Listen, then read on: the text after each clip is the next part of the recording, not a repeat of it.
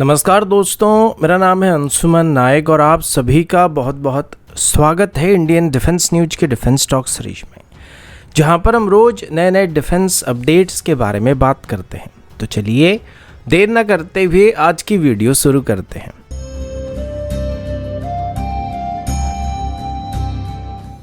आज की पहली अपडेट चाइनीज J-20 की तरफ से है। आज सुबह से चाइनीज J-20 को लेके कुछ खबर बहुत ही तेजी के साथ वायरल हो रहा है। सबसे पहले इसको लेके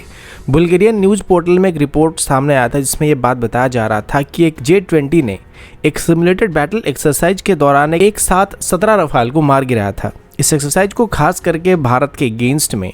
होने वाली किसी भी लड़ाई को सिमुलेट करने के लिए चाइना की तरफ से तिब्बत रीजन में कंडक्ट किया गया था। इस पर चाइनीज डिफेंस एक्सपर्ट्स का कहना था कि J-20 खास करके अपनी स्टेल्थ की वजह से रफाल को इजीली आउट परफॉर्म कर सकता है और बहुत ही आसानी से J-20 ने रफाल को वहां पे मार भी गिराया था, जबकि रफाल एक बार भी J-20 के ऊपर फायरिंग सोल्यूशन को हासिल करने में कामयाब नहीं हुआ था। यानी कि आसान भाषा में कहे तो एक बार भी रफाल ने J-20 को डिटेक्ट नहीं किया था।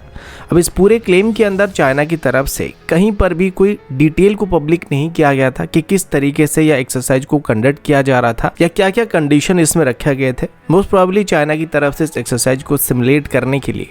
J-20 को रफाल की जगह पर लिया गया होगा, लेकिन एक J-20 अकेले 17 रफाल को डिफीट करना असंभव लग रहा है,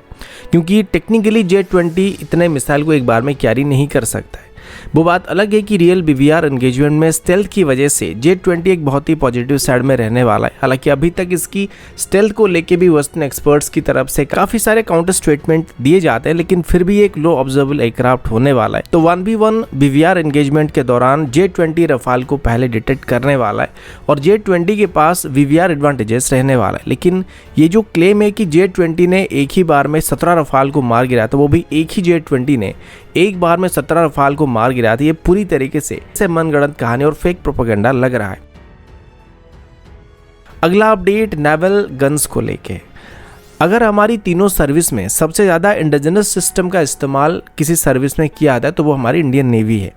और नेवी सबसे ज़्यादा मात्रा में इंडियन मेड सिस्टम का इस्तेमाल वर्तमान भी कर रही है। और अभी हमारे नेवी के ज़्यादातर सरफेस वेसल को इंडिजिनस तरीके से डिजाइन और डेवलप किया जा रहा है और इनको भारत में मैन्युफैक्चर किया जा रहा है। लेकिन अभी भी इन वेसल में इस्तेमाल होने वाले कुछ सिस्टम ऐसे हैं जिनको हमको बाहर से इम्पोर्ट करना पड़ता है। जैसे कि इसमें इस्तेमाल होने वाली जो नेवल मेन गन होता है उसको हमको इंपोर्ट करना पड़ता है। अब मेनली जो वॉरशिप्स होते हैं उसमें 3 तरह के नेवल गन या 3 अलग अलग साइज और कैलिबर की गन का इस्तेमाल किया जाता है। नॉर्मली जो बड़े साइज की वेसल्स होते हैं उसमें या तो 76 mm या 127 mm की नेवल गन का इस्तेमाल होता है, जो कि रैपिड फायर गन होते हैं।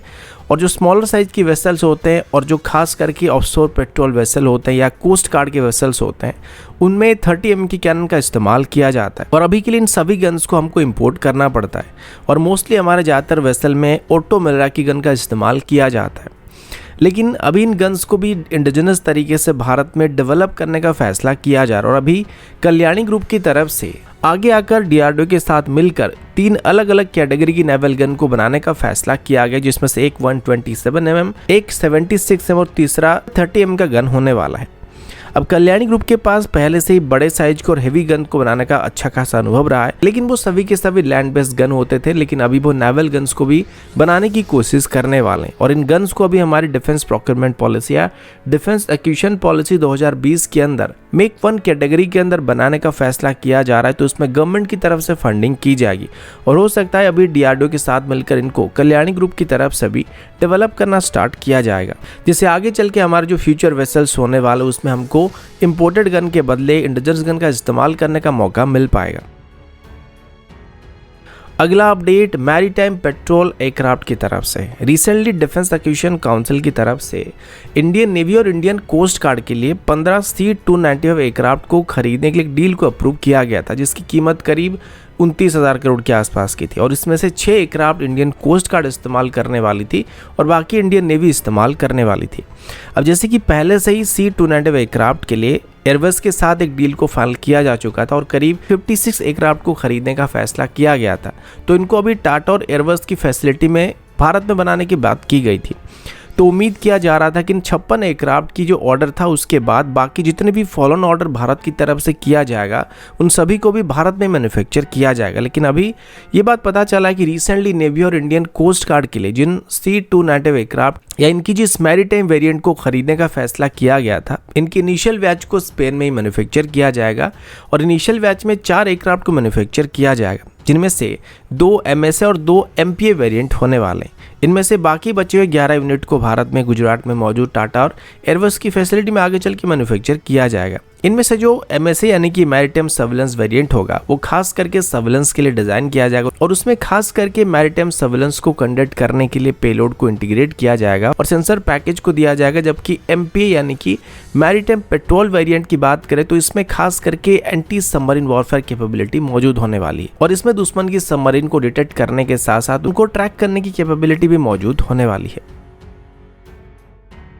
अगला अपडेट पाकिस्तान की तरफ से। रिसेंटली जब से टर्की की तरफ से अपनी 5th जनरेशन फाइटर जेट को टेस्ट किया गया था, तो इसके बाद पाकिस्तान का भारत से पहले 5th जनरेशन फाइटर जेट को हासिल करने का जो चांस था वो काफ़ी हद तक बढ़ चुका है और इनफैक्ट वो अभी चाइना के साथ भी FC-31 को एक्वायर करने की बात कर रहे हैं और हो ना हो फ्यूचर में पाकिस्तान जरूर इन दोनों में से किसी एक एयरक्राफ्ट को एक्वायर करने वाला है। लेकिन अभी रिसेंटली पाकिस्तान की तरफ से अपनी JF-17 सीरीज की एक नए एयरक्राफ्ट के बारे में भी अनाउंसमेंट किया जा रहा है, जिसको अभी पाकिस्तान की तरफ से JF-17 PFX का नाम दिया गया। अब इनिशियली ऐसा उम्मीद किया जा रहा था कि शायद पाकिस्तान की तरफ से यहाँ पे JF-17 की कोई ब्लॉक 4 मॉडल को बनाया जा रहा है, ब्लॉक 4 वेरिएंट को बनाया जाने वाला, या JF-17 को बेस करके एक 5th जनरेशन स्टैंडर्ड के एयरक्राफ्ट को डेवलप करने के बारे में कोशिश किया जा रहा है। लेकिन ऐसा कुछ नहीं होने वाला है। अभी भी पाकिस्तान की तरफ से अपनी 5th जनरेशन एक्विजिशन के लिए टर्की और चाइना के साथ बातचीत किया जा रहा है, जिसमें वो FC-31 या कान फाइटर जेट में से किसी एक को सिलेक्ट करने वाले और हो सकता है वो भारत से पहले भी इनको एक्वायर करने वाला और 5th जनरेशन फाइटर जेट को अपनी सर्विस में ऑपरेशनल करने वाले। लेकिन इस बीच जो JF-17 PFX का नाम लिया जा रहा था वो क्या है? PFX का full form Pakistan fighter experimental है और इसमें पाकिस्तान की तरफ से अभी अपनी एग्जिस्टिंग JF-17 फ्लीट को मॉडर्नाइज करने का फैसला किया जा रहा है। आसान भाषा में कहें तो जिस तरीके से अभी हम सुखोई फ्लीट को सुपर सुखोई स्टैंडर्ड में अपग्रेड करने वाले हैं, ठीक वैसे ही पाकिस्तान की तरफ से अभी JF-17 की ब्लॉक 1 और ब्लॉक 2 वेरिएंट को JF-17 ब्लॉक 3 वेरिएंट की स्टैंडर्ड में अपग्रेड करने का प्लान किया गया, क्योंकि ये जो वेरिएंट है ये मॉडर्न टेक्नोलॉजी के लिए काफ़ी हद तक आउटडेटेड बन चुके हैं और ये मॉडर्न वॉरफेयर में सर्वाइव नहीं कर सकते। तो इनको अभी पाकिस्तान की तरफ से अपग्रेड करने का प्लान किया जा रहा है, जिसमें शायद इनमें नए एवियोनिक्स और ESR रडार के साथ साथ एक नया मिशन कंप्यूटर को भी ऐड किया जा सकता है, जिसके बाद ये PL-15 जैसे VVR मिसाइल को फायर कर पाएंगे और ऐसा करने के बाद इन एयरक्राफ्ट की सर्विस लाइफ को एक्सटेंड किया जा सके और इनकी VVR कैपेबिलिटी को भी काफ़ी हद तक बेहतर किया जा सके। और इस पूरे अपग्रेडेशन प्रोसेस को अभी एक्सपेरिमेंटल बेसिस पर कंडक्ट किया जा रहा है, जिसको अभी PFX का नाम दिया गया। तो दोस्तों अभी के लिए इतना ही, मिलता हूँ आपसे अगले वीडियो में, तब तक के लिए जय हिंद, वंदे मातरम।